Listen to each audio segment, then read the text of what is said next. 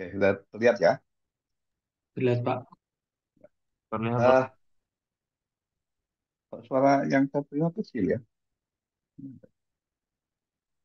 Pertama, oke. Eh, ini pertemuan keberapa ya? Keempat, Bentar. Pak. Lima, empat. Ini minggu keempat, tapi sama Bapak baru sekali, Pak. Baru kali Saya ini. nggak mendengar suara kalian nih. Kalian, Baru minggu keempat, Pak. Hah? Pertemuan keempat, Pak. Ke, kalau dibalas lewat itu, lewat chat bisa nggak? Beberapa gitu. Salah seorang. Kalau harus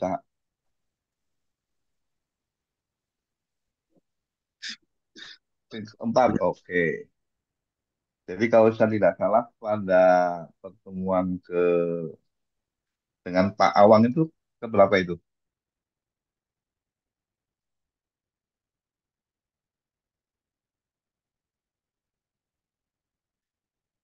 Halo? Tapi dia sematikan aja. Waktu dengan Pak Awang itu pertemuan pertama atau kedua?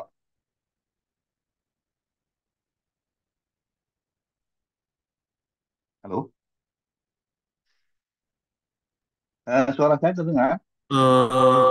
Yang Pak Awang itu kuliah umum, Pak. Karena saya kurang mendengar suara kamu, itu aja di chat coba kamu balas.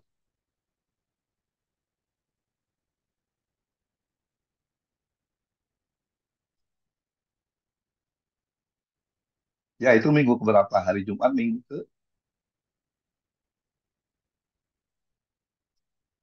ketiga. Oh berarti minggu kemarin dengan Pak Awang? Enggak lah. Minggu Kemarin kedua sudah, seperti, Pak. Hah? Minggu dua ya. Oke. Eh, Sebenarnya saya belum berkomunikasi dengan dosen lain yang kemarin mengisi. Saya nggak tahu sama Pak Cipta atau sama Pak Faisal. Tapi oke lah saya mulai dari awal saja ya.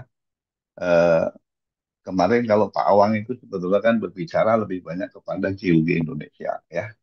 Geologi Indonesia yang apa dengan menggunakan teori tektonik lempeng. Nah sekarang kita akan menuju ke sana ya. Apa sih tektonik lempeng itu? Mungkin saya yakin udah sering mendengar ya tektonik lempeng. Tapi sebelum masuk ke sana,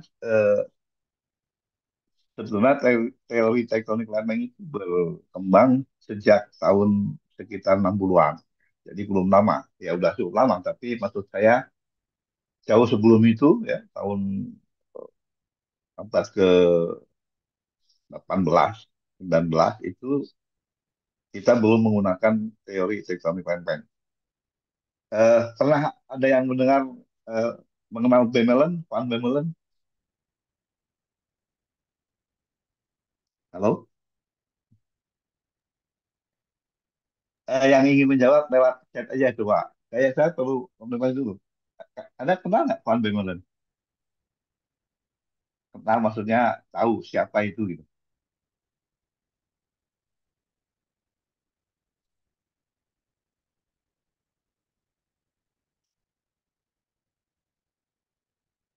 Nah, pernah mendengar ya? Siapa dia? Boleh salah seorang menjawab. Saya nggak tahu kenapa. Coba kalau saya nggak pakai Bluetooth suaranya.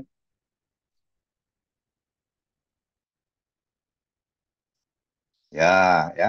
Jadi Bemelen ini sampai sekarang barangkali mungkin beberapa tahun yang lalu Pak Profesor Kusuma dari ITB sudah mengeluarkan buku yang mengenai menjelaskan tentang geologi Indonesia. Tapi sejak berapa lama sampai beberapa tahun yang lalu geologi Indonesia itu bukunya hanya ada satu yaitu yang dikarang oleh Van Bemelen.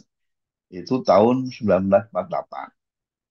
Jadi sudah bisa dipastikan bahwa Bemelen ini tidak menggunakan teori tektonik lempeng karena teori tektonik lempeng saat itu belum ada. Ya. Karena itu saya ingin menyinggung kuliah kali ini menyinggung te- te- eh, teori tektonik sebelum teori tektonik lempeng lahir ya. Jadi kita lihat sepintas apa namanya beberapa teori yang menyusun membuat kemudian tektonik lempeng berkembang dengan sangat. Teori tektonik lempeng sendiri adalah teori yang merupakan boleh dibilang revolusioner ya, karena eh, dia bisa menjelaskan hampir semua fenomena geologi yang ada, bisa menjelaskan bagaimana bentuknya pegunungan, bagaimana bentuknya mineral tertentu di kawasan tertentu dan sebagainya. Namun bukan berarti bahwa teori-teori yang sebelum teori-teori lempeng ini lahir, teorinya itu salah, tidak ya. Buktinya eh, sejak berpuluh-puluh tahun yang lalu manusia sudah bisa mengeksplorasi minyak ya, sudah bisa mengeksplorasi bahan-bahan logam yang lain. Padahal saat itu tidak menggunakan teori tektonik lempeng, yaitu teori yang sekarang banyak digunakan oleh banyak orang. Seperti misalnya sejarah penambangan timah itu di Pulau Bangka Belitung itu kan sudah lebih dari 100 tahun. Saat itu belum ada teori tektonik lempeng. Mereka bisa ketemu timah di sana ya dengan menggunakan teori-teori yang ada. Ya. Kemudian kilang-kilang minyak, produksi sumur-sumur minyak yang sekarang yang besar-besar itu juga saat itu belum berkembang. Oke, jadi eh, kuliah kali ini saya akan berbicara mengenai itu, mengenai teori-teori sebelum teori tektonik lempeng. Nah, ini pertemuan selanjutnya mudah-mudahan kita sudah apa menyentuh ke arah teori tektonik lempeng. Oke,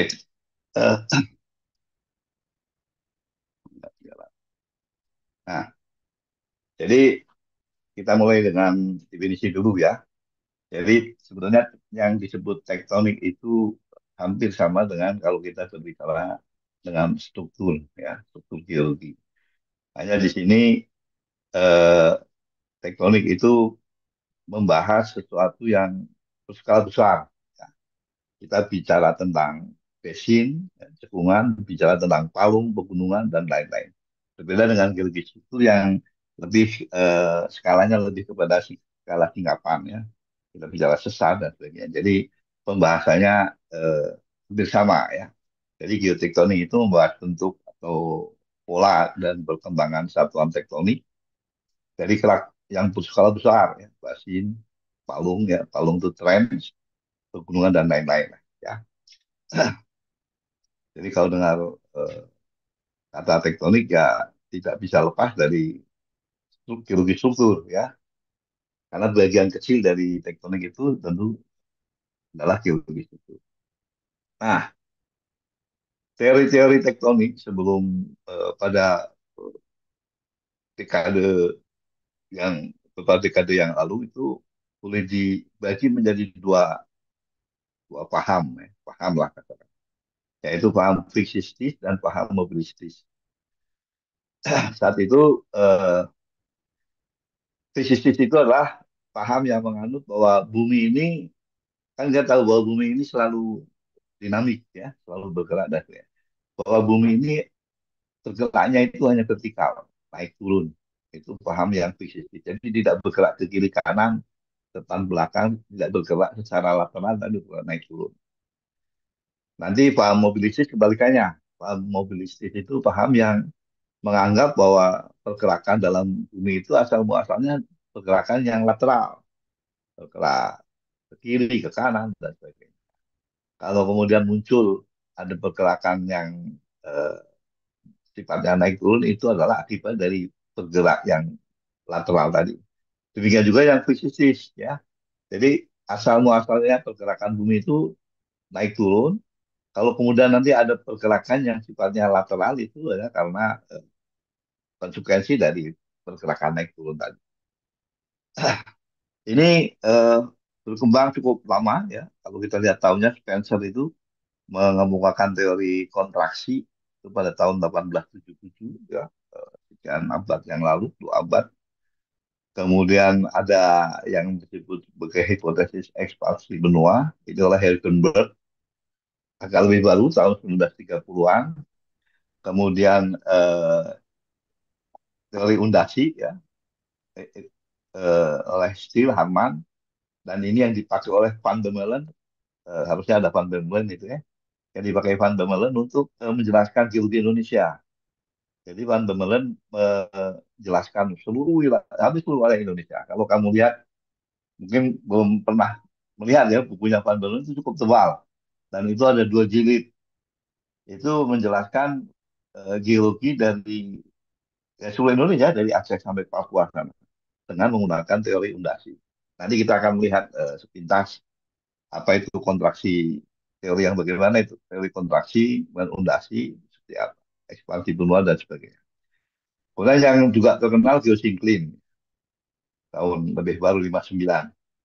Sebetulnya teori-teori ini adalah bagian dari beberapa teori yang menganut fisik yang terkenal saja ya. Ada biasanya eh, eh, ada teori-teori yang menjelaskan bagian kecil dari.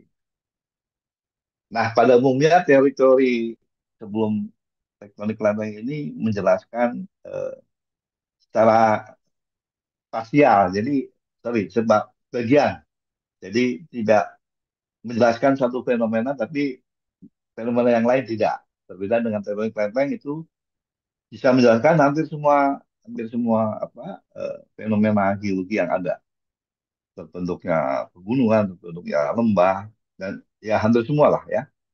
Kemudian kalau yang sebelum teori tektonik lempeng ini menjelaskan beberapa hal. Ya, itu fisistis.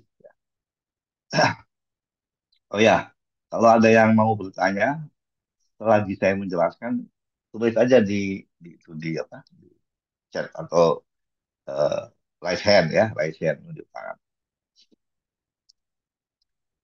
Nah, tadi kebalikannya, kalau mobil listrik itu lateral, jadi mobile kemana-mana. Karena bergerak kiri, kanan, depan, belakang dan sebagainya, maka bisa saja satu tempat mengalami pergerakan naik turun. Ini teori-teori yang terkenalnya continental drift ya, continental drift, apa apungan benua, kemudian pemakaran lantai samudera yang dua yang terkenal. Pelopor-pelopornya Schneider 1858 lama. Kalau kita lihat ini lebih lama daripada teori yang itu ya, yang apa yang fisikis Spencer itu 1877, ini 1858 sudah ada. Schneider, Taylor dikembangkan oleh Taylor kemudian oleh Wegener ya 1912. Nah, yang me- mendekati kepada teori tektonik lempeng ini pemekaran lantai samudra. Kalau lihat tahunnya juga sekitar tahun-tahun sudah lebih baru ya, tahun 60-an. Saat itulah teori tektonik lempeng mulai sangat pesat berkembang ya, sehingga sekarang hampir digunakan oleh seluruh geologis di seluruh dunia. Oke, kita coba apa namanya melihat bagian dari teori-teori. Jadi pada umumnya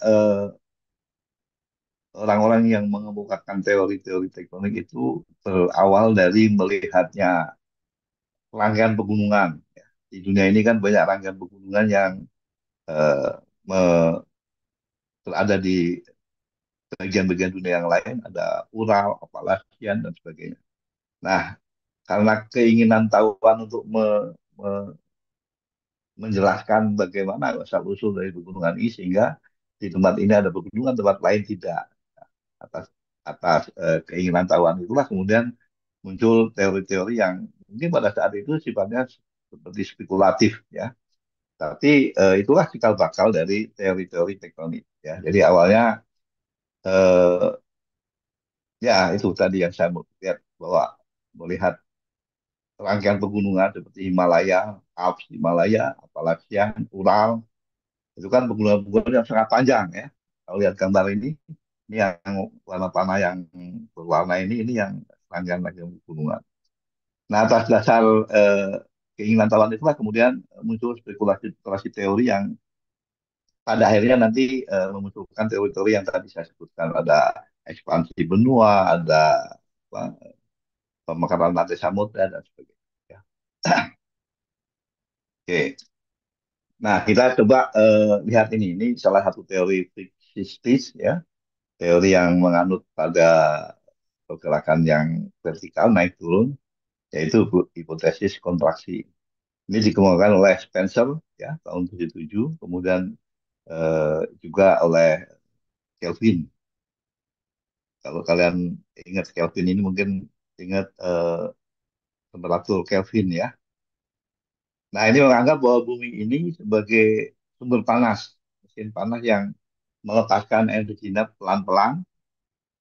Karena energi panas dilepaskan, maka bumi menjadi padat.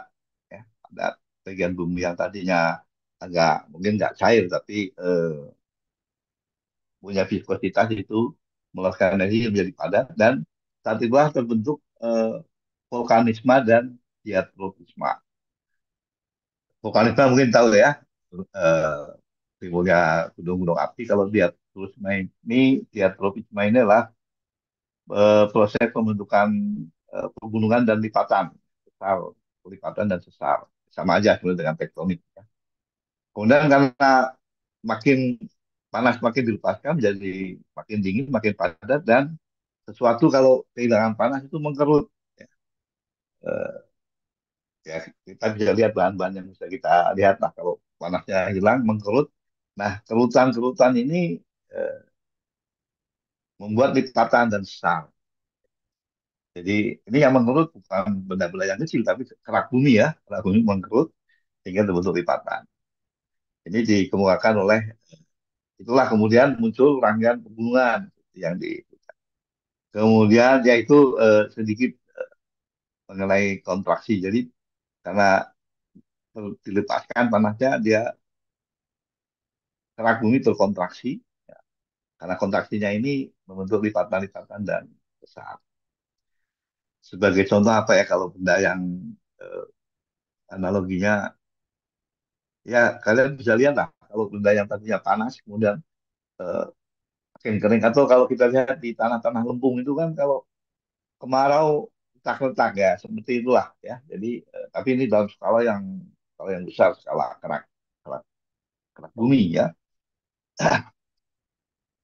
Itu kontraksi ya. Kemudian ada juga ekspansi benua. Jadi apa, benuanya berekspansi. Ini dikemukakan oleh Hildenberg ya, tahun 30-an. Jadi sama dengan tadi bahwa bumi ini memiliki panas akibat unsur-unsur radioaktif. Karena panas tersebut, maka bagian paling luar dari bumi mengembang, ekspansi mengembang. Karena mengembang, kemudian baik itu kerak samudra maupun kerak benua, dia retak-retak, pecah menjadi fragmen-fragmen. Nah, fragmen kalau kerak benua pecah, dari fragmen kan ini seperti sesar ya. Nah, ekspansi retakan ini kan berjalan meliputi seluruh daerah yang cukup banyak, biasanya mengikuti garis tertentu, sehingga nanti karena retak-retak kan akan turun sebagian dan membentuk cekungan samudra. Karena itu kemudian kerak bumi makin menipis. Nah, di sanalah kemudian akan muncul magma yang berada bagian bawah dari kerak bumi muncul ke permukaan dan menjadi membentuk kerak samudra. Jadi yang tadinya benua, kemudian karena pecah-pecah retak, kemudian makin menipis dan muncul eh, kerak samudra yang baru dan muncul magma maksudnya magma dan membentuk kerak samudra yang baru sehingga mendorong mendorong kontinen tadi benua tadi ke kiri dan ke kanan. Ya. Tapi asal muasal dari pergerakan itu adalah pergerakan dari bawah ke atas naiknya magma ke atas sehingga mendorong benua. Mungkin gambar ini bisa menjelaskan lebih detail ya. Jadi ini gambar yang paling atas ini kerak benua digambarkan sebagai kerak kerak benua biasanya selalu digambarkan lebih tebal karena memang seperti itulah kenyataannya kerak benua lebih tebal daripada kerak samudra. Ya. Kemudian karena eh, panas ini retak-retak, ini retakannya. Retak-retak ini akan membuat wilayahnya cukup panjang karena akan membuat terbentuknya sesar-sesar normal seperti yang digambarkan pada gambar kedua. Ya. Ini sesar normal yang memanjang dari sini ke sana dan itu untuk banyak sehingga makin lama di sini sudah di normal, sini sesar normal, normal makin lama di satu tempat itu makin makin turun ke bawah dan ini akan menjadi apa namanya, mendorong magma yang ada yang berwarna merah ini naik ke atas dan kemudian membentuk ini yang biru, sorry, yang hijau ini. Magma yang ke atas ini magma basal biasanya untuk ini, karena terus naik sehingga mendorong benua ini makin menjauh ke kiri dan, nah, yang hijau ini adalah kerak benua yang baru. Ini sebenarnya yang nanti akan kita bisa lihat proses ini di teori tektonik lempeng. Tapi teori ekspansi benua ini hanya menjelaskan ini saja. Tidak menjelaskan, kalau nanti teori tektonik lempeng menjelaskan bagian-bagian lain dari proses. Jadi ini meskipun eh, apa pahamnya paham fiksistis maksudnya karena dipicu oleh eh, pergerakan yang naik turun ini sehingga benua ini ya, pokoknya yang tadinya satu terpisah dan apa namanya membentuk kerak baru di tengahnya sebagai kerak samudra. Itu yang fisikis ya. Jadi ini sudah lebih apa? Dia tidak menjelaskan dari mana panas, kenapa apa. Nanti di teori-teori lain ternyata di tempat ini ada campur tangan arus konveksi ternyata. Nah itu saat ini belum, pada saat teori ini ditemukan belum belum apa belum disinggung ya tentang arus konveksi. Tapi bagaimana juga sudah bisa menjelaskan bagaimana benua itu, ternyata benua itu bisa terbuka. Kalau kita lihat secara eh, peta dunia ya, kalau kalian lihat tepi barat dari eh, dua benua Afrika dan Amerika Selatan itu kan pinggir-pinggirnya yang berhadapan itu hampir sama bentuknya. Jadi eh, membuat orang berpikir jangan-jangan ini dulunya memang satu kemudian terpisah dan ternyata memang demikian adanya. Nanti kita akan lihat di akhir-akhir dari slide ini bahwa kesamaan itu tidak hanya ditunjukkan oleh tepi-tepi benua tapi juga eh, fenomena geologi yang lain seperti penyebaran fosil dan sebagainya. Nah, ini yang masih fisisi tapi yang udah lebih terkenal, yang dipakai Van Bemmelen untuk menjelaskan geologi Indonesia. Anda bayangkan, ya dengan teori yang kita kita anggap sederhana ya, elasi, nanti kita lihat teorinya seperti apa. Itu Van Bemmelen bisa menjelaskan gejala-gejala geologi yang ada di seluruh Indonesia pada tahun 1948. Karena itu memang sampai beberapa lama bukunya Van Bemmelen ini banyak dirujuk oleh geologis-geologis yang ingin melakukan penelitian di Indonesia. Tokoh-tokohnya ada Steele, Louis Babat, Eric Harmon, kemudian Van Bemmelen ya tahun 33 dan eh, apa namanya Van Bemmelen menjelaskan teori ini banyak menggunakan eh, gejala-gejala geologi yang ada di Indonesia karena memang dia bekerja di sana. Nanti kita akan ketemu ada yang disebut sebagai tektonogenesa primer, ada tektonogenesa sekunder. Jadi teorinya seperti ini. Kalau dilihat ini nanti aja lah. Ya, sama lagi-lagi adalah ini karena pelepasan energi dari vertikalisasi ke arah vertikal. Jadi karena ini. Jadi kalau kita lihat ini, sorry. Nah, jadi kalau ada eh, pelepasan energi sehingga eh, membuat mantel itu mengalami perbedaan ketinggian ya. Pergerakan vertikalnya berbeda-beda. Karena perbedaan vertikal yang berbeda inilah kemudian timbul semacam cekungan, ya, ondasi, ya. Kita sebut sebagai, kalau kita lihat nih, cost differential vertical movement at the surface called as undation. Jadi karena perbedaan ketinggian ini itu sebagai ondasi. Pemerintah tahun 31. Nah, karena pergerakan ondasi yang vertikal ini memicu makin pergerakannya makin tinggi memicu gaya gravitasi, ya. Kalau atau dengan kata yang lebih mudah adalah longsor.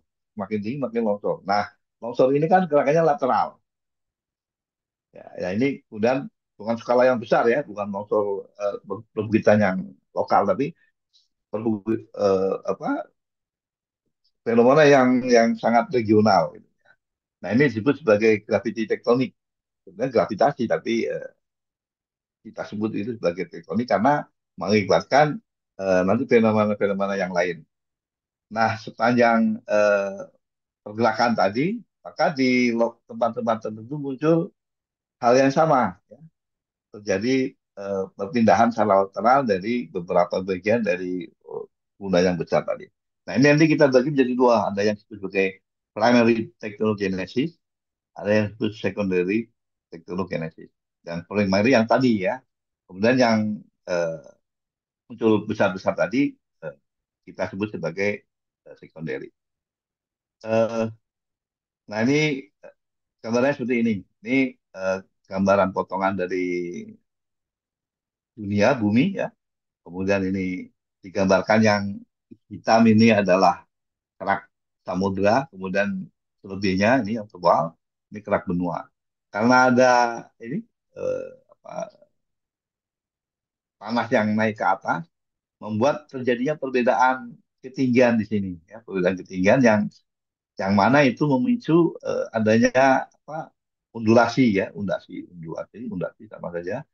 Dan makin tinggi perbedaannya, makin memicu eh, gaya gravitasi bekerja sehingga di bagian eh, sisi dari bagian yang naik tadi bergerak secara lateral yang panah merah ini.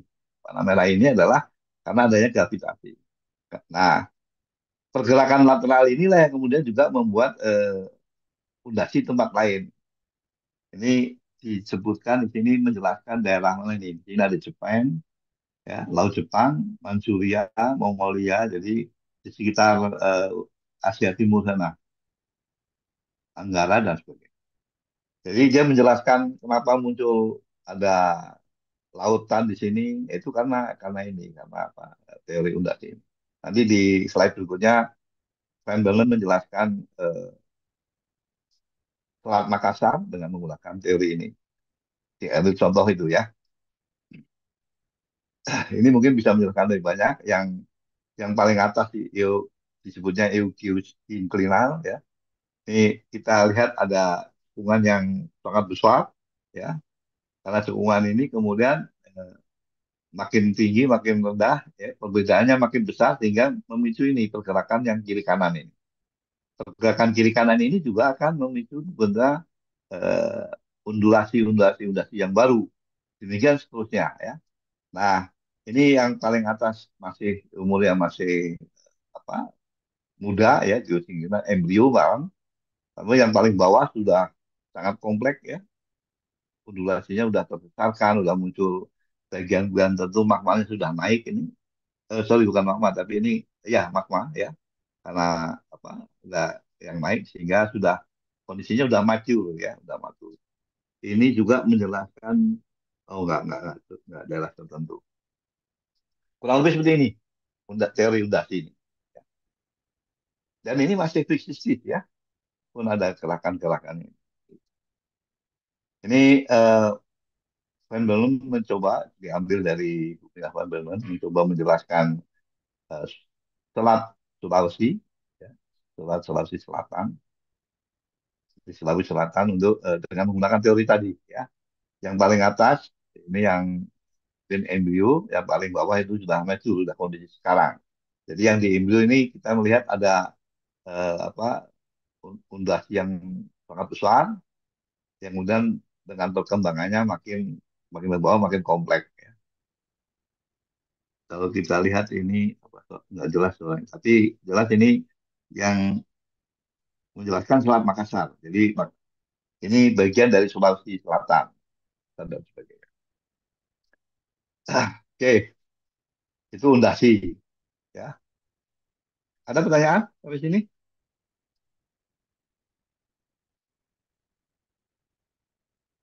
Tidak ada. Kalian masih di sana ya? Kan sudah berapa orang nih? Lihat. Masih Pak, masih Loh, Pak. kalian jumlah Masih, satu Pak. kelas berapa? Kalau Masih Pak lanjut.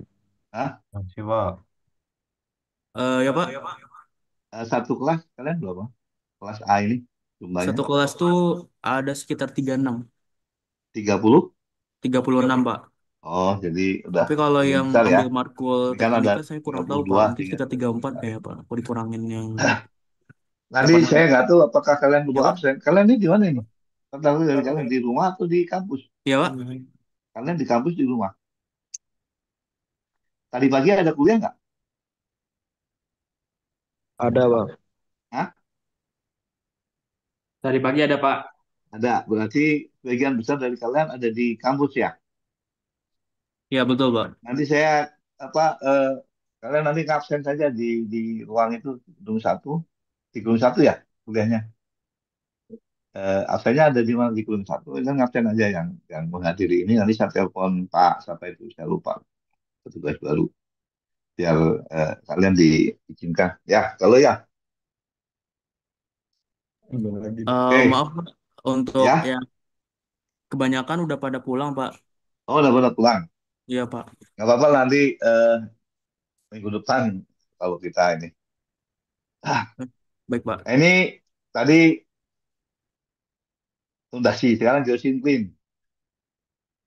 Kalau lihat tahunnya sebetulnya perkembangannya hampir sama ya.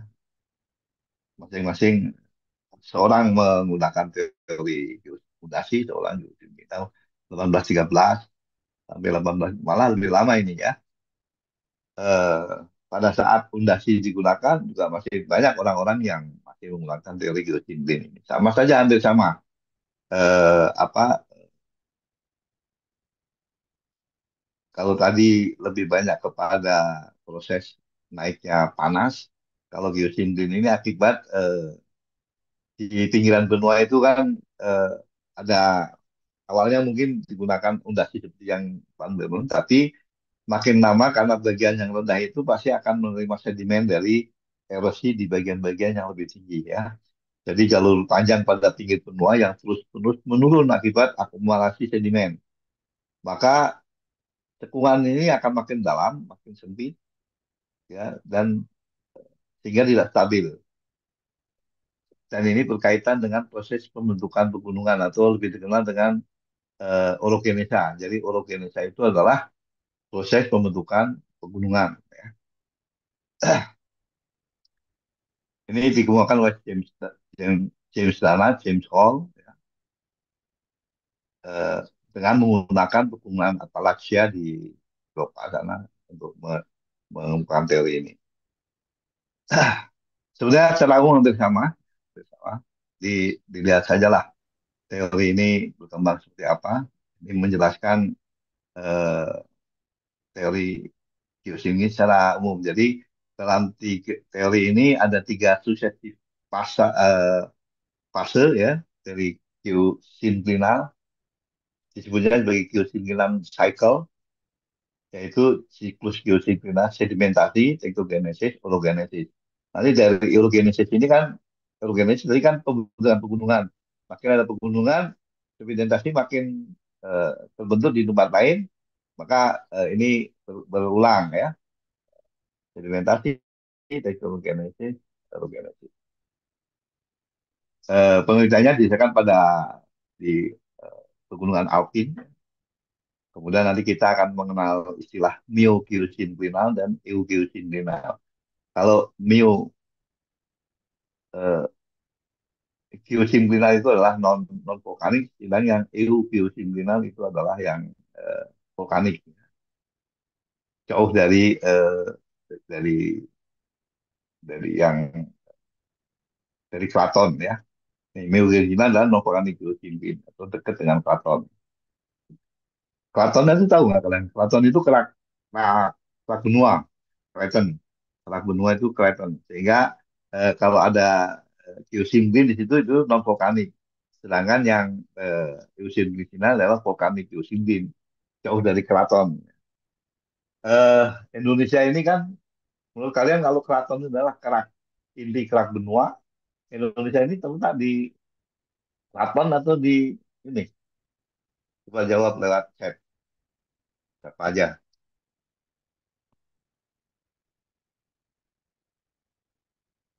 Di pinggiran benua atau di tengah benua? Keraton tuh ada di tengah benua Pak. Jadi zona yang Saya stabil saya kurang secara bisa mendengar. struktur Saya dan tektonik coba Pak. nggak harus galau yang jawab ya, yang lain juga di chat aja di nomor chat. Di tepi atau di inti? Di inti, tengah. Kalau ada pendapat lain, di tengah benua. Mungkin ada sedikit ini ya. Nanti kita akan tahu bahwa ternyata Indonesia itu ada di tepi benua, ya, di pinggiran benua. Karena itu di sana kita berdekatan dengan daerah-daerah yang vulkanik. Panjang Pulau Jawa ini kan dari Sumatera ke selatan, kemudian dari Jawa di barat ke timur itu semua jalur vulkanik. Dan salah satu ciri, nanti kita akan lihat di teori tektonik ini, salah satu ciri tepi benua itu adalah munculnya apa yang kita sebut sebagai volcanic arc, yaitu jalur-jalur vulkanik. Jadi eh, kita tidak berada di daerah yang di tengah benua, tapi justru di pinggiran benua. Di selatan kita ini, selatan kita di Laut Hindia itu ada apa namanya? Ada subduksi. Subduksi itu nanti kalau kita menyinggung teori tektonik lempeng itu adalah pertemuan antara dua dua lempeng. Ya. Kalau daerah-daerah yang eh, berada di tengah benua itu mungkin kalau di Indonesia sendiri yang lebih ke tengah itu adalah Kalimantan. Ya. Kalimantan itu eh, saat sekarang ini tidak ketemu kita gunung api ya, karena memang posisinya sedikit jauh dari batas lempeng. Makin ke arah utara, jangan ke arah utara di Jepang ya, tapi ke arah daratan benua Eurasia, benua Asia itu ya makin nggak ada. Kalaupun ada muncul vulkanisme itu vulkanisme yang sifatnya soliter, tidak berupa rangkaian jalur seperti yang ini. Karena itu kalau kita lihat karena Kalimantan itu posisinya jauh dari apa tepi-tepi benua, maka tidak banyak kita ketemu sesar-sesar aktif di sana. Sesar-sesar aktif itu hanya ada di bagian batas-batas lempeng di sepanjang Sumatera, di barat Sumatera. Di mana kemarin di Sulawesi itu di Palu itu batas-batas lempeng. Nanti kalau kita belajar kemarin mungkin agak disinggung oleh Pak Awang ya. Pak Awang kan menjelaskan geologi Indonesia ya. Kalau kita lihat kita percaya dulu bahwa Indonesia ini terletak antara dua benua, benua atau lempengnya terdiri dari lempeng Eurasia, lempeng India, kemudian kita punya lempeng Pasifik, tiga, tiga lempeng kan. Eh, itu lempeng, tapi nanti ternyata lempeng-lempeng yang kecil itu bisa terdiri dari potongan-potongan lempeng yang lain yang bergabung menjadi satu yang nanti akan kita sebut sebagai teren ya. Mungkin kemarin dari singgung oleh Pak Awang ada tektonik lempeng, ada tektonik teran ya. Jadi Indonesia ini terdiri dari misalnya Sumatera. Sumatera itu basementnya ya, batuan dasarnya terdiri dari banyak gabungan lempeng-lempeng yang datang dari berbagai tempat. Nanti ada lempeng yang namanya West Sumatera, ada Sibu Masu. Sibu Masu itu singkatan dari Siam, Burma, Malaysia, Sumatera. Jadi ada potongan lempeng benua yang membentuk dari Siam itu Thailand, Burma, Malaysia, dan Sumatera.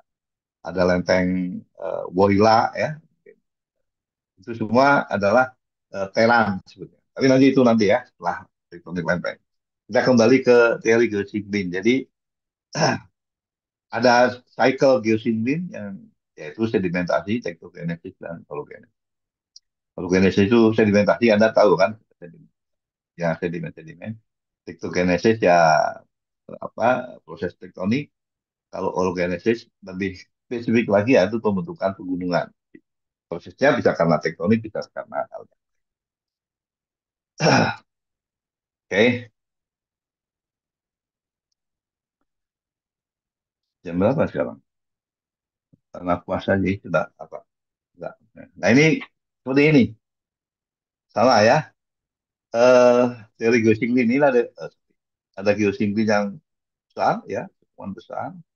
Karena akumulasi sedimen ini makin turun. Karena makin turun maka ada seperti diperas maka akan naik. Ini tanahnya gitu kan makin turun. Di sini di gambar ketiga yang ketiga ini sedimen-sedimen tadi seperti dibekas sehingga naik ke atas. Nah itu bentuk pegunungan, jalur pegunungan. Ini di sini erosion sedimentation, di sini masih erosion sedimentation tapi sudah sangat banyak. Nah ini udah tektonogenesis dan orogenesis. Tektonogenesis itu ini pegunungan ini. Ini geosinkronis. Nah dia menjelaskan ini ya yang menjelaskan geosyn ini untuk menjelaskan tadi pegunungan Alps ya atau Appalachian. Ini sorry, ini rangkaian pegunungan yang ada di dunia sepanjang tepi barat Afrika, kemudian sini ya ini Caledonia, Greenland, di sini juga ada Himalaya, itu ada bentuknya seperti itu. Kalau lihat gambar ini juga sama, ini cekungan, kemudian terakumulasi sedimen yang sangat tebal, karena kemudian ada yang naik, ada yang turun, dan eh, kemudian terbentuk ini ya. Makin makin lama makin rumit dan ini kondisi sekarang.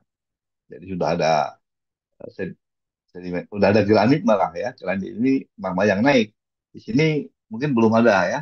Tapi karena naiknya ini granit sudah ada, ini menunjukkan kompleks Appalachian. Dan ini memanjang ya. Makanya membentuk satu rangkaian pegunungan yang cukup panjang. Ya ini menjelaskan pegunungan-pegunungan ini ya. Appalachian ini Cordilleran. Ya, Cordilleran. Nah itu paham fixed disease ya. Sekarang kita lihat paham yang mobilistik, paham yang lebih mendekati kepada teori teori Lempeng sebetulnya ya. Karena nanti kita tahu bahwa teori teori Lempeng ternyata lah teori yang menganut paham ini sudah ya mah. Jadi pergerakan-pergerakan itu asal muasalnya pergerakan lateral yang mana pergerakan lateral ini memicu adanya pergerakan yang sifatnya vertikal sehingga muncul kita lihat Himalaya ya. Himalaya itu kan tingginya 8 kilo, lebih 8 kiloan ya. Itu padahal dipicu oleh gerakan yang sifatnya lateral, yaitu karena tumbukan lempeng India ke Eurasia. Terus maju, maju, maju sampai kemudian ya muncul pegunungan Himalaya sampai yang tingginya, Anda bayangkan 8 kilometer itu cukup jauh ya. Kalau Bandung Jatinangor itu 20 kilo, berarti hampir setengah dari Bandung Jatinangor, mungkin ujung burung Jatinangor. 8 kilo itu sepanjang itu. Ini naik sepanjang itu. Ya. Bisa dibayangkan betapa besar gaya yang membuat Himalaya ini sehingga menjulang tinggi ke sampai 8 kilometer.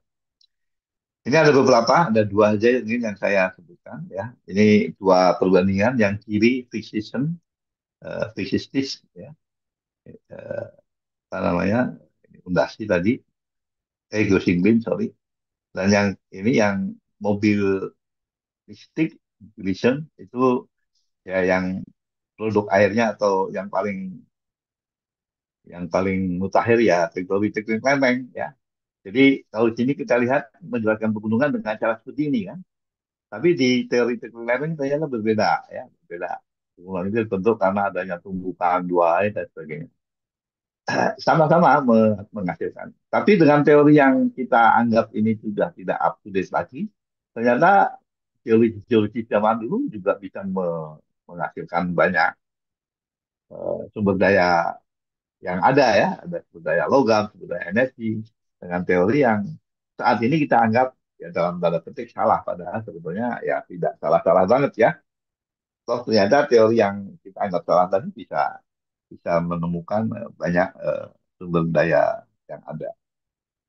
Nah, jadi ini yang kiri fisik yang bukan mobilistis. Yang terkenal, yang terkenal ya ini ya, salah satunya continental drift ya, apungan benua atau biasanya disebutnya apungan benua. Ya. Kemudian kalau kita lihat tahunnya ya, tokohnya itu Wegener. Ya. Mungkin nanti kalau kalian ini akan banyak disebut Wegener dan A.R. Dutoit, ya, itu namanya pasti orang Prancis. Eh, Awalnya adalah eh, teori ini muncul dari Francis Bacon tahun 1620. Cukup lama juga ya. Ini lebih sudah bisa menjelaskan kenapa apa, penyebab dari pergerakan-pergerakan tersebut. Jadi ini teori yang menganut pada pergerakan yang lateral. Jadi kalau nanti kita lihat bahwa pada 250 juta tahun yang lalu itu bumi itu dianggapnya satu daratan, bukan dianggap dipercaya sebagai satu daratan. Kemudian 50 juta tahun kemudian ya mulai pecah, mulai pecah. Kemudian karena dan ini dilihat dari nanti kita lihat gambarnya, dilihat dari kecocokan garis pantai. Garis pantai itu garis seperti benua lah ya. Eh, Kayak kita main puzzle ya. Main puzzle. Nanti ternyata eh, semuanya sangat konform dengan kondisi-kondisi yang lain. Kita lihat kemunculan sekarang ini kulit bumi bergerak. Nah ini ya, ini Wegener tahun 1912. Bayangkan tahun 1912, ini Indonesia masih dijajah Belanda ya. Kita mungkin belum Cameron juga belum menulis tentang trilogi Indonesia. Ini benua ini seperti ini dianggapnya. Kemudian pada masa sekarang sudah terpisah-pisah. Ya.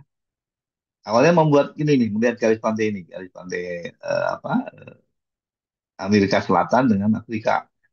Oh, sepertinya ini dulunya satu. Kemudian digabung-gabung kayak main puzzle tadi saya bilang. Kemudian digabung ternyata ya bisa seperti ini kondisi sebelum sebelum pecah. Dan nanti kita akan tahu ternyata pecah dan penggabungan benua itu eh, sudah terjadi berkali-kali semenjak bumi ini terbentuk. Bumi ini kan umurnya lebih dari 4 miliar ya.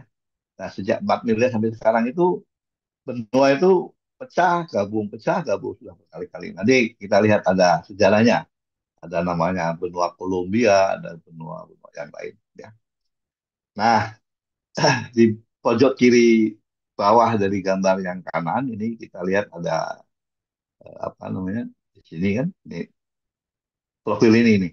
Profil yang memotong batas antara benua dengan samudra. Jadi bantuannya ternyata seperti ini ya. Jadi di sini bantuannya terjadi sial, ya. Di sini simak. Sial simak tahu ya. Jadi, SIAL ini SIMA. Sama di pinggir benua yang lain juga sama. Jadi, posisinya seperti ini. Ada lapisan sima yang tipis di bawah dan di atasnya adalah sial.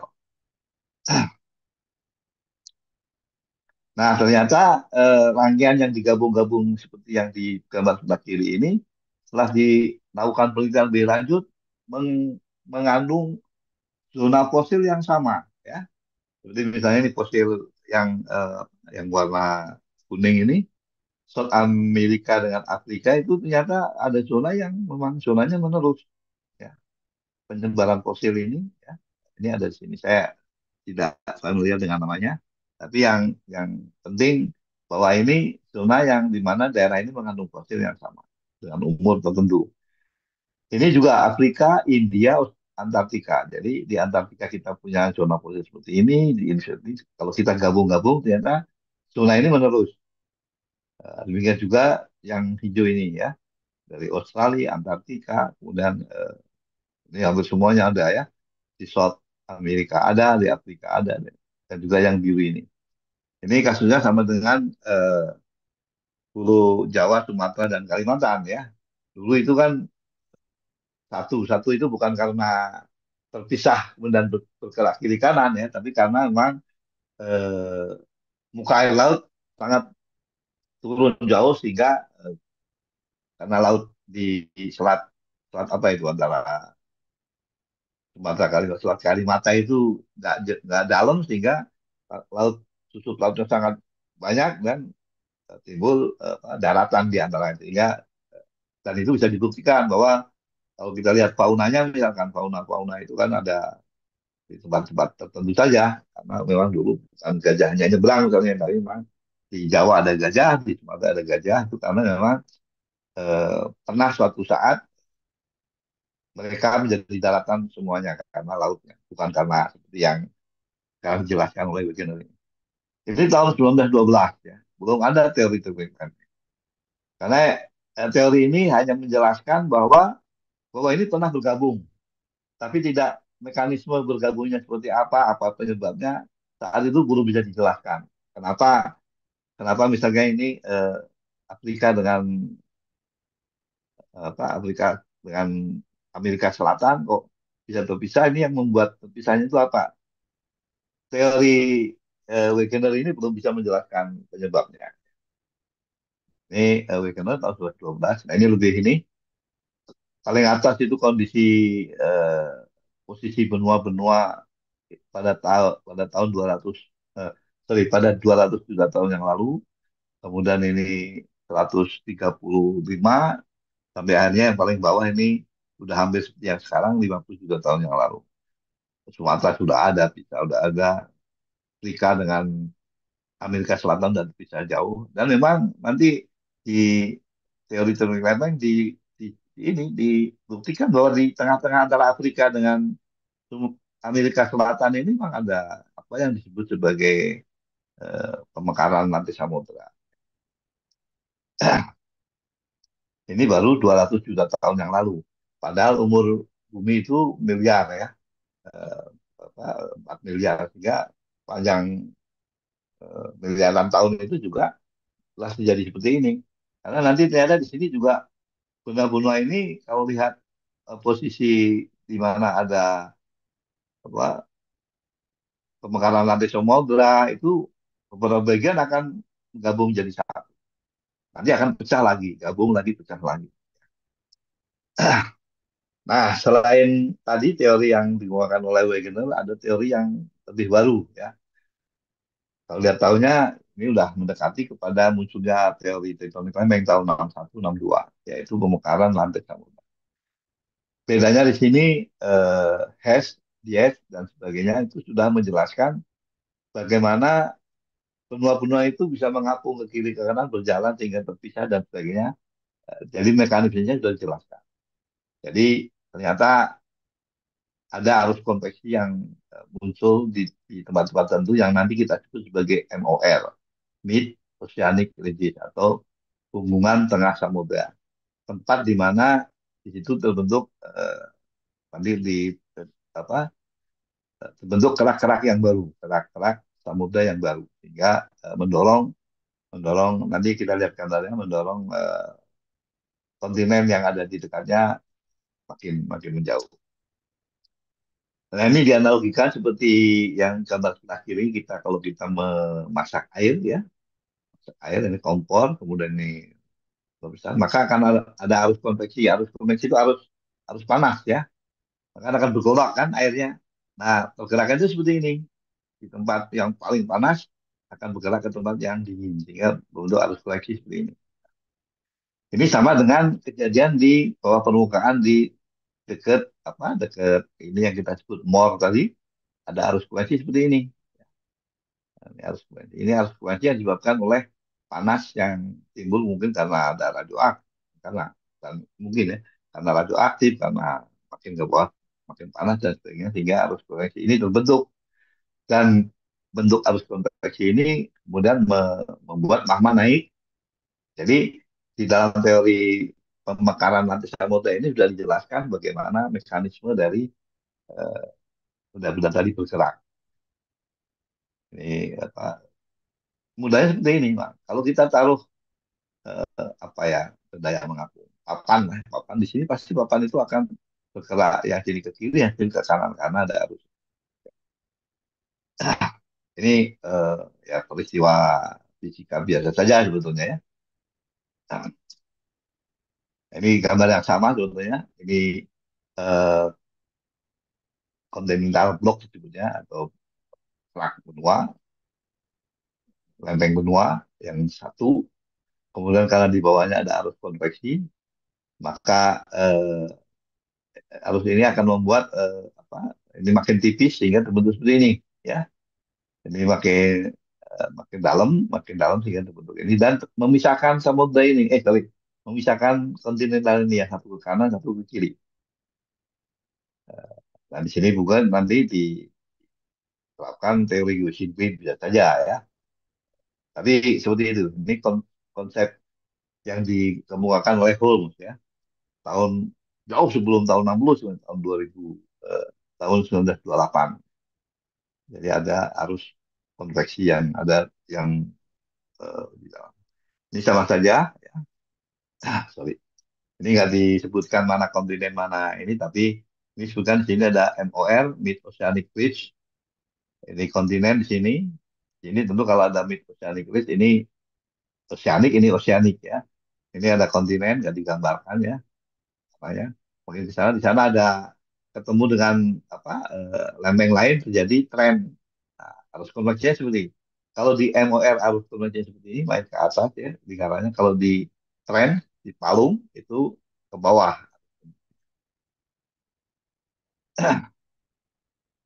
Ini agak sedikit berbeda dengan apa yang dikemukakan oleh Holm tahun 28. Yang ini dikemukakan oleh Hess ya tahun 62 udah baru. Jadi dia udah melibatkan ada kontinen, ada tren dan sebagainya. Kenapa di sana ada tren, kenapa di sini ada ridge.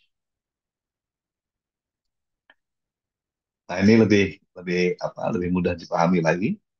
Ini yang hijau ini, ya, yang warna hijau, yang tipis itu kerak samudra. Kemudian yang ini kerak kontinen, ini juga kontinen.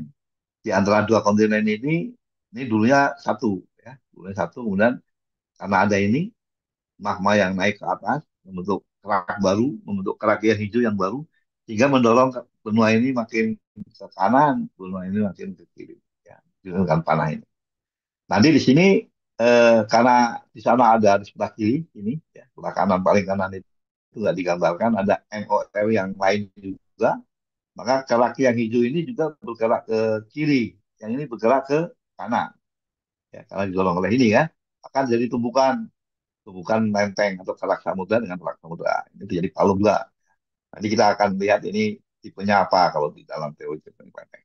Tapi intinya di dalam yang dijelaskan oleh eh, Hess ini ya sudah me- menjelaskan bagaimana terjadinya mekanisme pergerakan tersebut juga sudah menggambarkan eh, terbentuknya apa namanya MOR dan palung. Hampir sama sih sebenarnya dengan ini ya. Sama kan di ujung sini kita MOR, di ujung sini tren. Yang head juga sama. Di sini ada MOR, di sini ada tren. Oke, ini sama aja sebetulnya, tapi digambarkan lebih kompleks ya. Ada litosfer, ini ada ini tren, ya, yang ada ini, yang ada menunjam, ada penunjaman, subduction. Ini juga tren, ada subduction. Di tengah ini adalah MOR. Pergerakan itu selalu jauh dari MOR. Ini MOR menjauh ke kanan dan ke kiri. Kalau di eh, tren, pergerakan lempeng itu selalu saling mendekat. Nah, ini gambaran di dunia, gambaran peta dunia, menggambarkan sebagian besar dunia ya. Ini yang kita sebut kayak MOR itu ini nih, garis yang pinggir sebelah kiri, bawah, ini MOR. Artinya lempeng ini yang biru. Oh ya, yang biru ini menggambarkan lempeng samudra, yang warna-warna lain hijau, kuning, dan yang lain itu adalah lempeng benua. Nah, Indonesia itu di sini. Jadi Indonesia terletak di pinggiran benua, bukan di sini. Ini adalah di tengah benua, Klaten, Klaten di benua di sini. Karena itu, ya karena di pinggiran benua terbenturan dengan lempeng yang lain, maka eh, timbul banyak fenomena, banyak gejala ada apa, rangkaian gunung api, banyak terjadi sesar aktif, banyak terjadi gempa dan sebagainya. Jadi, tapi di samping tadi hal-hal yang sifatnya merusak gempa dan sebagainya tsunami, di sini juga banyak terbentuk apa namanya sumber-sumber daya yang bervariasi. Lapangan-lapangan minyak di Kalimantan itu hampir semuanya di sini nih, tepi benua, di tepi ini ya, tepi Eurasia.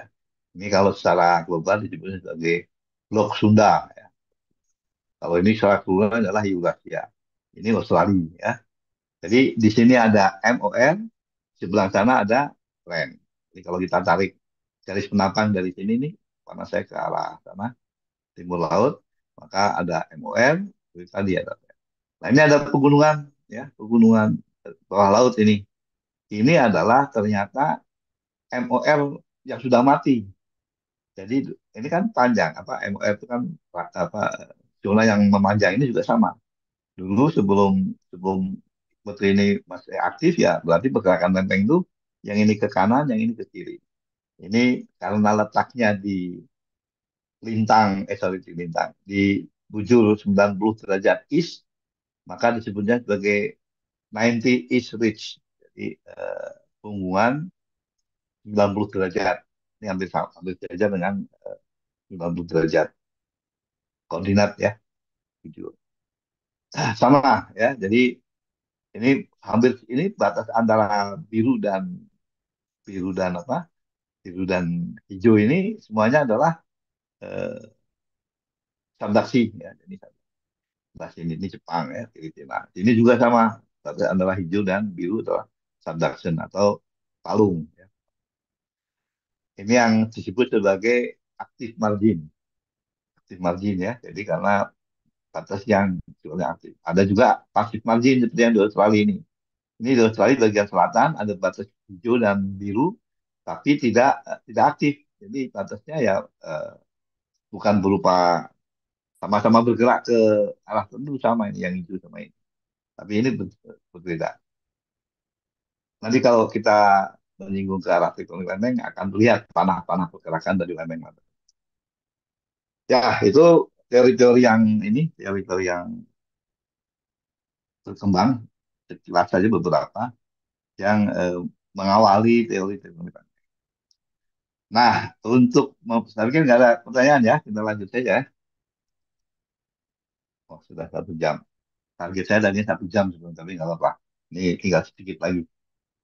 Eh, untuk memahami nanti teori tektonik lempeng itu bekerja seperti apa, kita perlu tahu susunan interior dari bumi ya. Jadi, interior ini mungkin gambar ini sudah sering lihat ya, bahwa bumi ini terdiri dari apa, berbagai macam lapisan. Yang paling atas itu crust, ada kerak, ya, crust.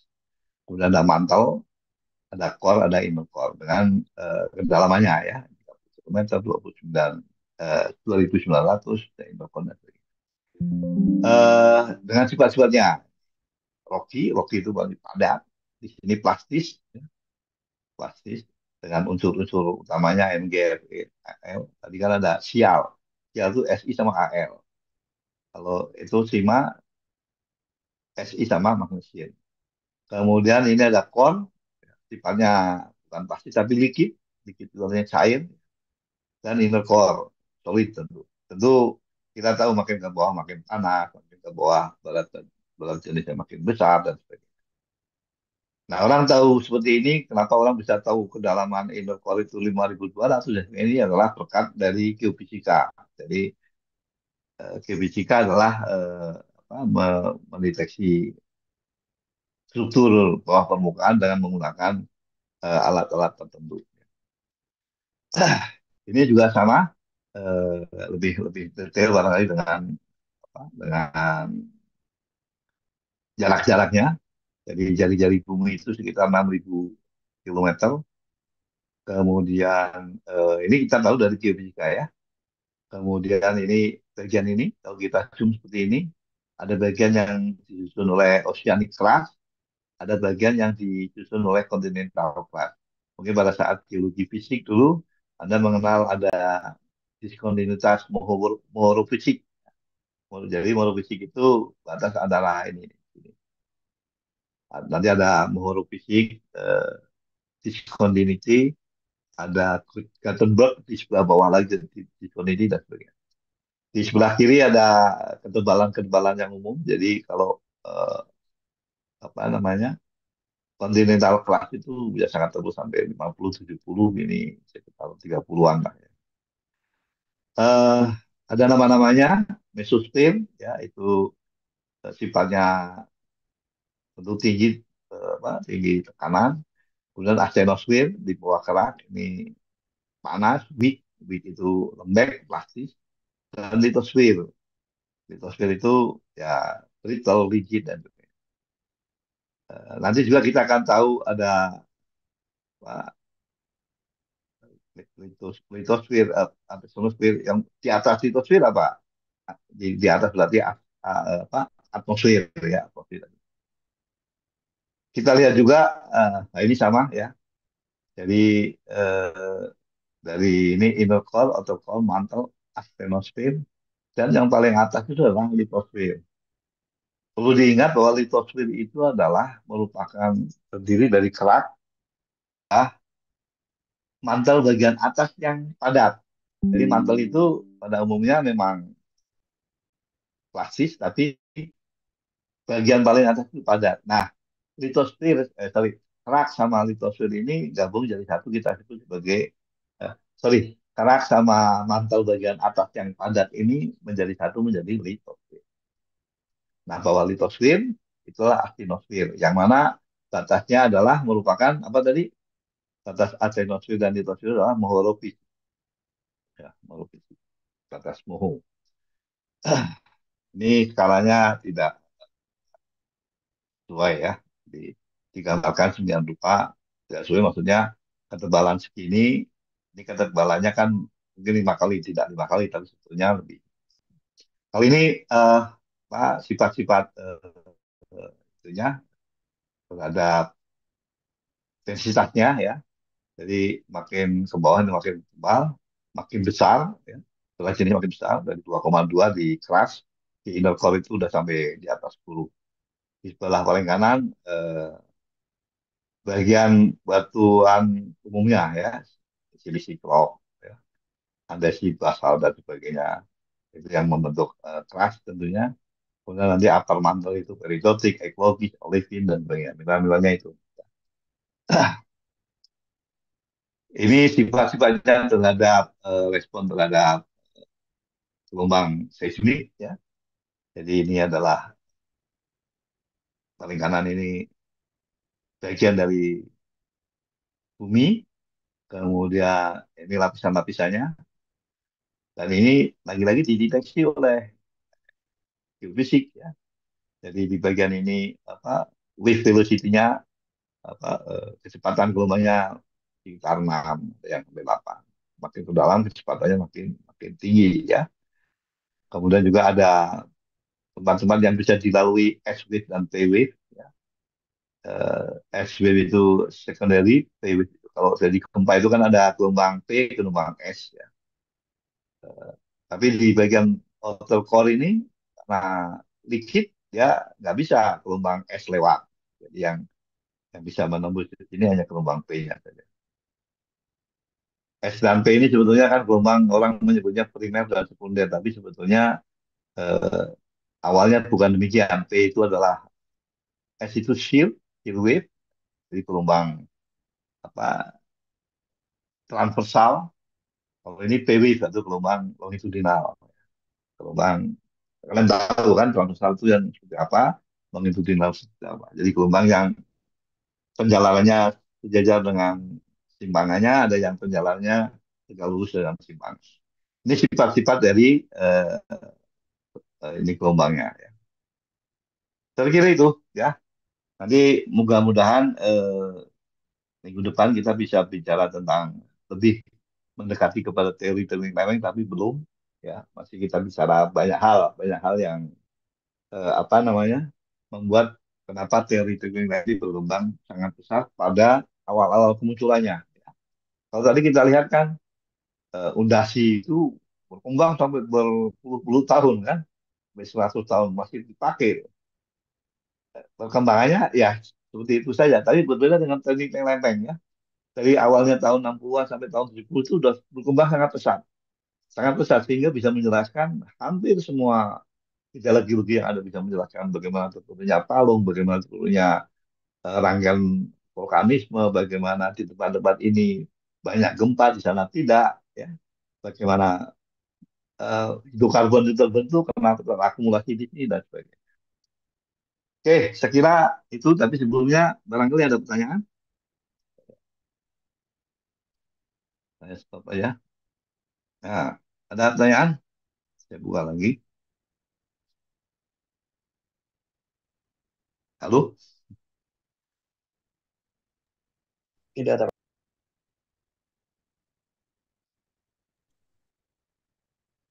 Memang kalau ditanya ada pertanyaan memang susah menjawabnya ya. Karena kalau ada seorang menjawab tidak, belum tentu yang lain juga tidak kan. Jadi simbolnya kalau ditanya ada pertanyaan tidak ada yang menjawab harusnya itu berarti tidak ada.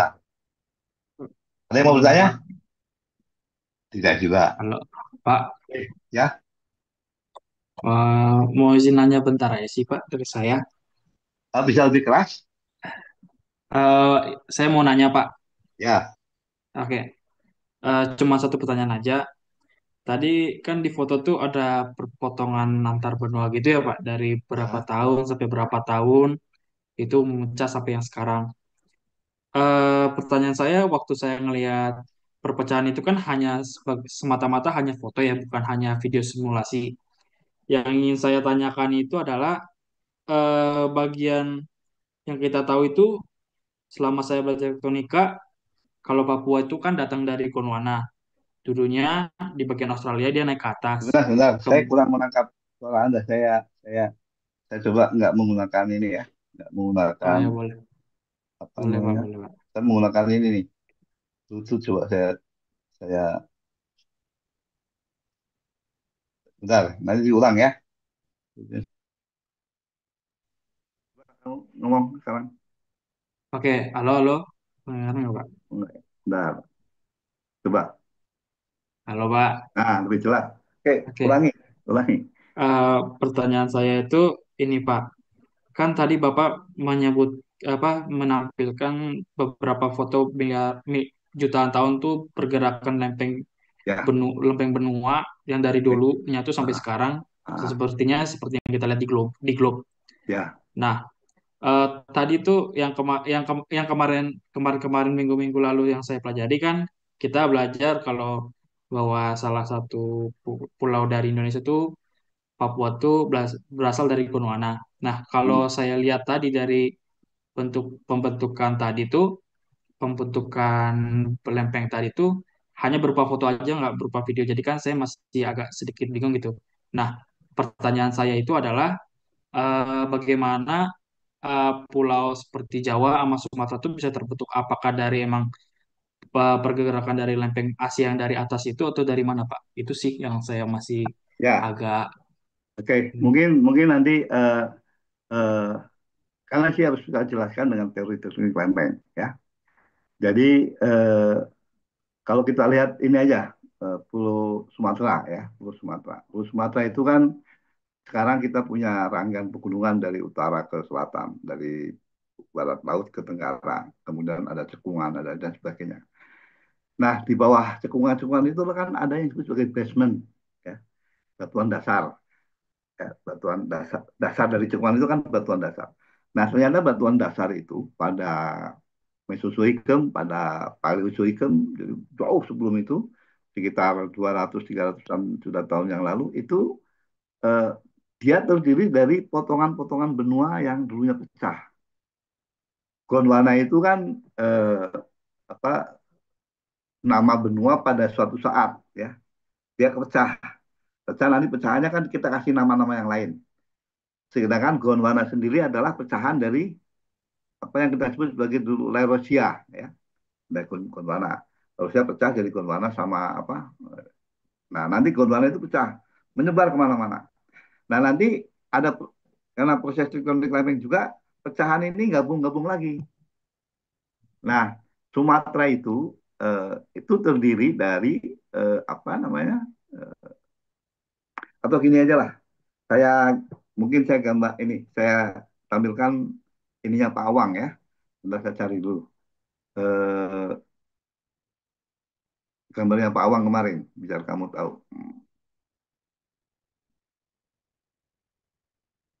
Sebentar,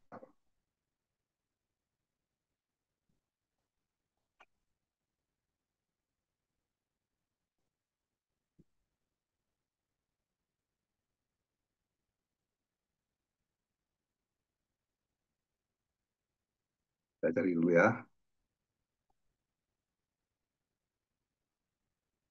Nah, ini. Nah, saya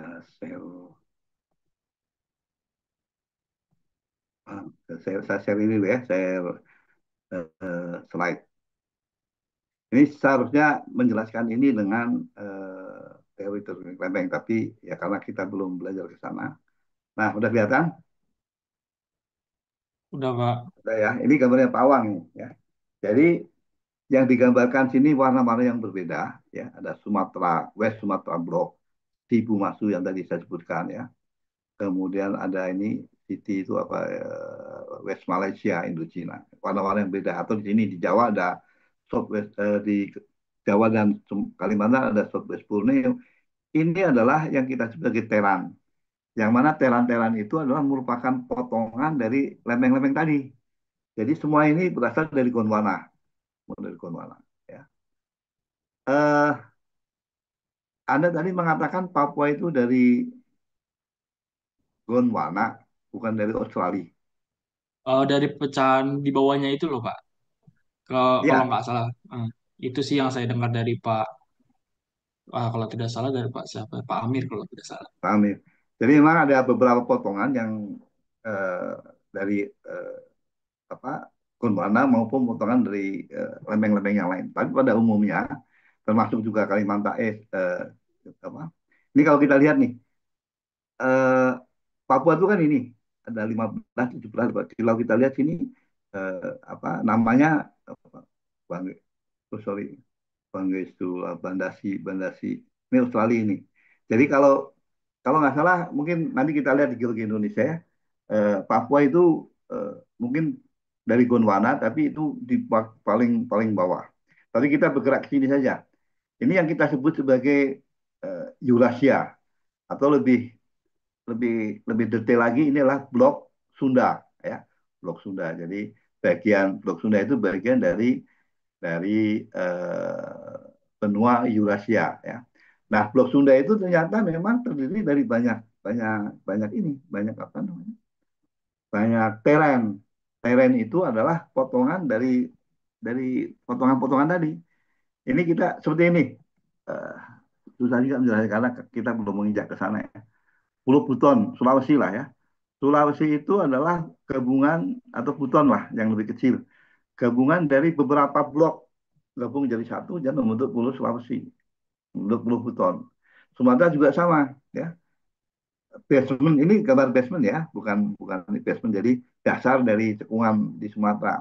Itu ada yang berasal dari bloknya disebut sebagai West Sumatera. Ini gabungnya nggak bersamaan. Pertama ini apa CT ini menggabung menjadi Indochina datang. Terus nanti berikutnya datang blok Sibu Masu, gabung lagi ya. Kemudian datang West Burma sama West Sumatera ini sama sebetulnya, gabung lagi. Dan itu kemudian menjadi lempeng baru. Jadi semua bagian ini, bagian yang mana West Sumatera, West Sumatera itu adalah lempeng baru. Nanti kalian akan tahu apa namanya. Ternyata penggabungan dan pemisahan benua ini terjadi berkali-kali, berkali-kali. Ya, yang saya ceritakan tadi adalah penggabungan terakhir yang terjadi di Indonesia. Nah, penggabungan ini makin ke arah timur itu adalah makin makin muda. Kalau ini umurnya apa eh, Paleozoikum, kemudian ini Mesozoikum, makin ke Sulawesi makin kuarter, tersier. Di Sulawesi itu terjadi tumbukan itu tersier, ya. Perbukitan itu tersier atau lebih tua sedikit lah. Jadi makin ke sana makin muda. Demikian juga karena itu batuan-batuan metamorf yang tersingkap juga pada umumnya nggak semua dari barat ke timur itu ke timur makin makin muda ya.